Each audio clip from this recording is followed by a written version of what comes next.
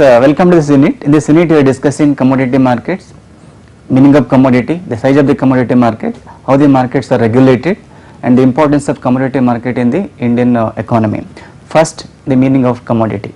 As all you know, there are two definitions of the commodity. One is for a layman's language, the commodity is anything which can be seen, which can be touched, which can be moved from one place to another place, and most important, which has a utility. Utility is a want satisfying power. Examples are wheat in your bread, petrol in your vehicle, coffee on your table, sugar in your sweets, and gold in your necklace. When you look at these examples, this commodity can be classified into two types: soft commodity and hard commodities. Soft commodities are which are grown in the field and they directly consumed by the consumers, whereas the hard commodities are the commodities which are processed and then used by the consumers. If you classify the commodity market, before that we will try to understand the meaning of market. Market, again, the two types, two way of understanding market. One is market is a place where buyers and sellers meet, interact with each other, negotiate price, terms of trade and execute transaction. But latest today, the meaning of market is it is a sphere or it an atmosphere where the buyers and interact each other through the technology, means modern means of communication, and then decide the terms of trade and then execute.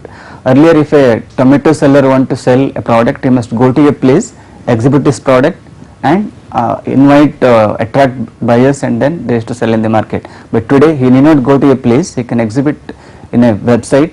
If anybody is interested, they can contact him through the net or through technology. That is the meaning of commodity market. The commodity market in India are broadly classified into four categories. One is agricultural commodities, second is a bullion market, third is energy, fourth is basic metals. Among this all four market, the major share come from bullion market. Surprisingly, even though the agriculture products are essential for us, it is a part of daily life, the majority of the product traded in the formal market is bullion markets. Next, the size, the Indian commodity market was regulated till 1990 for the various rules, regulations and regulators, but after 90 the market was liberalized. Even the liberal market also it is controlled in a broad structure. Earlier government was a player in the market, but today government is not a player, it is only play the role of an umpire. In this present liberalized market, the market structure is, first we have a forward market regulator, then we have commodity exchanges. Commodity exchanges we have two types, national and regional exchanges. So in commodity exchanges, the goods are sold in a formal and standardized method, the prices are quoted, the terms of trade are distributed, it is informed to the market, and it is a standardized market. And unfortunately in agriculture, most of the products are not entering into the formal commodity market. The next aspect of this commodity market is the global. What is the contribution of the Indian commodity market in the global landscape? If you look at the history of Indian or in the world economy, during the 4th and 5th centuries, the Indian commodity market was played a very important role. Out of 80% of the global trade, out of total global trade, 80% is to come from India. And because of that, Vasco da Gama came to India. He came in search of the Indian commodity market because Indian spices, Indian silk, Indian commodities are world famous. And after that, Britishers came to India even looking at the Indian market, and they came with a scale to trade with Indian commodity market. But after they conquered the entire Indian market and ruled India for 200 years, they destroyed completely Indian commodity market, and all the goods were shifted to UK market, and India was basically made as a raw material product and not a finished goods market. But again, it was the growth rate because of this Indian commodity market was not doing. Indian economic growth rate was limited only to 5%. India is the only country where growth rate is less than 5% for nearly 60 years. But in 1990, when government initiated LPG program, liberalization, privatization, globalization, it was a kind of a tsunami happened in Indian economy. Entire landscape of market was changed, and the market was liberalized, and because of that Indian economy started growing from 5% to 6%. Till 2000 it was around 6%. In 2000, when the second generation reforms were started, economy started growing at 8, 9, we were about to touch the magic figure of 10%. And I think all of you know that India is the only country where growth rate is less than 10% in the Asian countries. If you read that magic figure of 10% growth rate, there will be boom in the commodity market. I think agriculture sector will get a lot of benefits and the farmers will get the right price for the product. This is the broad structure or the share of the scenario of Indian market in the global landscape. And commodity market growth so far, as I just told in the beginning, till 2004 the growth rate was very slow. Till 2004 to 2009 there was a tremendous growth. UPA number for the term 1 and first part of term 2, lot of reforms were taken, but suddenly after 2009 the growth rate came down. And if you look at the graph they presented here, and 2009 was again a bad, up to the 9 onwards Indian commodity market started sliding, and its growth rate has come down, and we have a lot of problems in this sector also.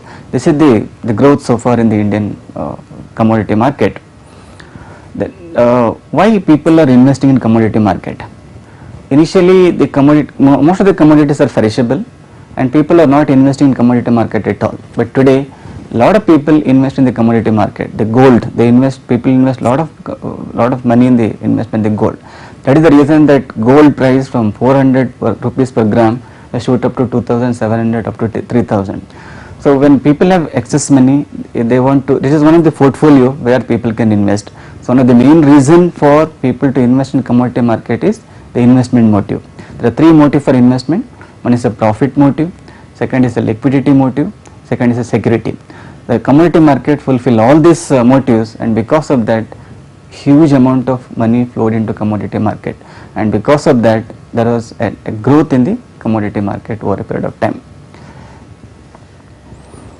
The main players in the commodity, there are 2 sets of players in the commodity market. One set of players are the buyers and sellers. They buy the goods and services. The farmers, they go and sell, buyers who buy for the consumption, and they are called primary participant in the market, but they constitute, their participation is very less, and major part of the players are hedges. Hedges are some consumers, refineries, food processing companies, traders, exporters and importers, and they play a major role in this kind of segment. Hedging is, there are 2 types of market. One is a spot market, second is a future market. In in agriculture market, problem is you grow a seed, to get a product it requires 6 months. When you are growing a seed, the price is at X level, when the crop comes the price at different level. To avoid that, the farmers normally go for a hedging. The example is wheat price is maybe per kg is 50 rupees when you are growing, when the cultivation stage. They may have an agreement with the future contract with the rice mill, wheat mill owner, that I will sell my product to you after 6 months at a particular date. So when you enter into an agreement, you are assured that whatever may be the price in the market, you get an assured price in the future market. That is the reason that a lot of farmers are entering into the future contract or hedging.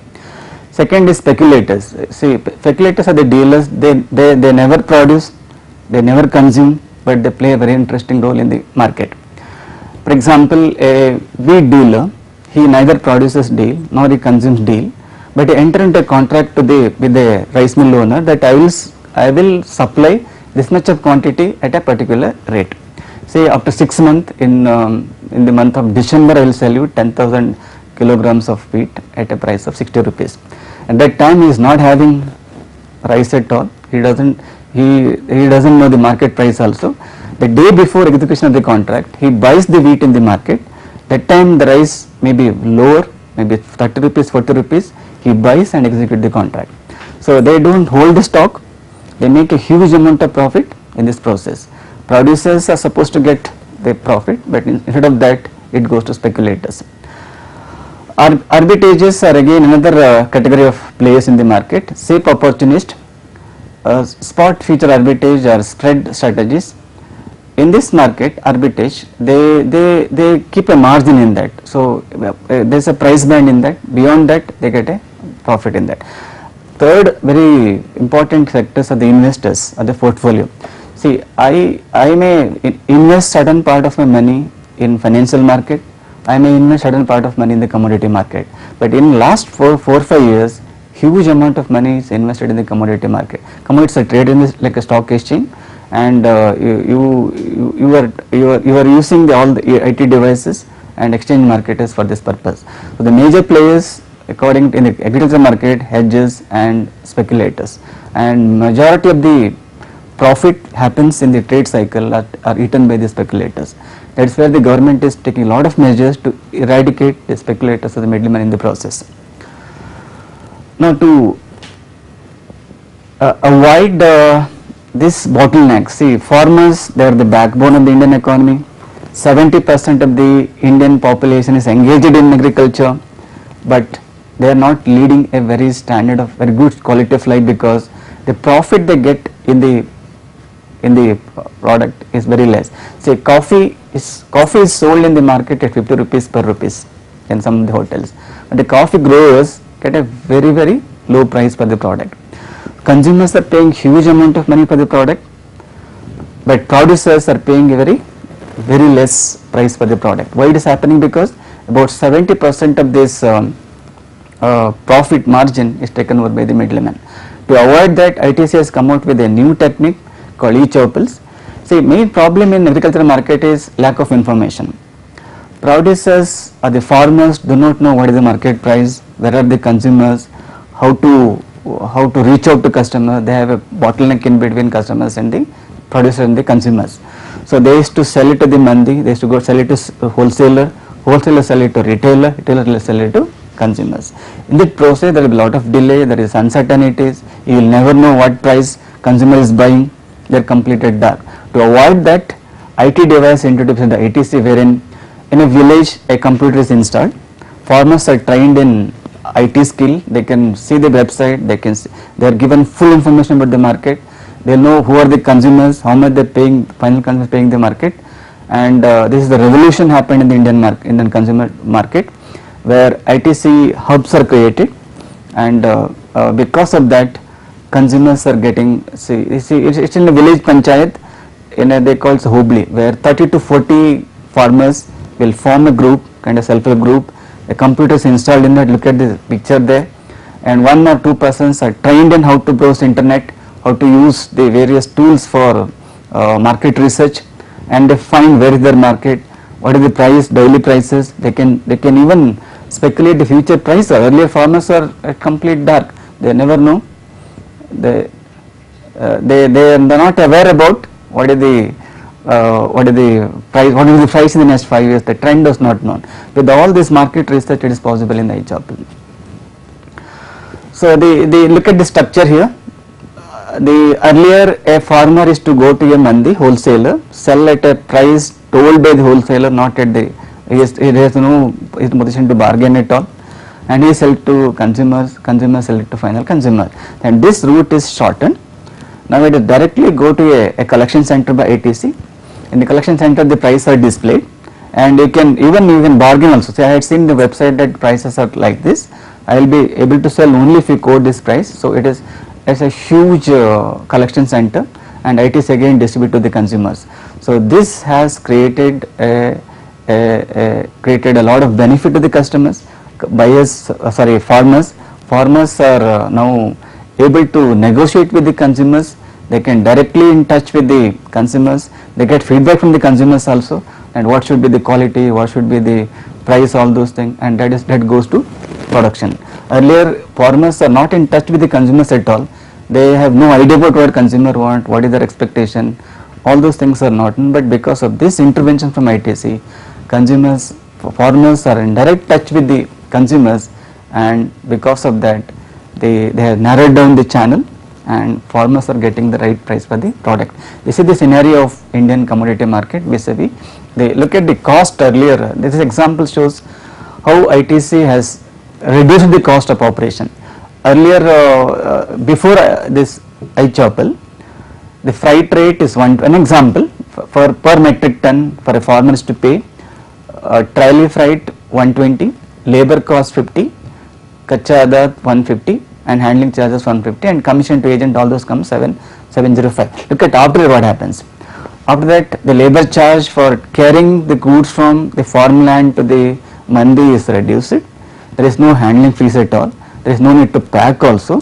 There is no freight also. Because of that 750 it has come down to 350. The cost of operation has come down almost 50%, and because of this ITC Choupal, consumers also benefited, farmers also benefited. Today we have 4,100 Choupals in serving over 2.5 million farmers across India, and they have a vision to reach 1 lakh villages, and they have to cover as much farmers as possible. They want to link consumers and farmers through an internet. So this will be a revolutionary development in the Indian commodity market. Now look at the benefit is also displayed here. Better information, channel is reduced, and farmers can feel the pulse of the consumer. This is the advantage of eChoupal. Thank you. Thank you so much for listening. So this is a brief presentation on the overview of Indian commodity market vis-a-vis agricultural market in India.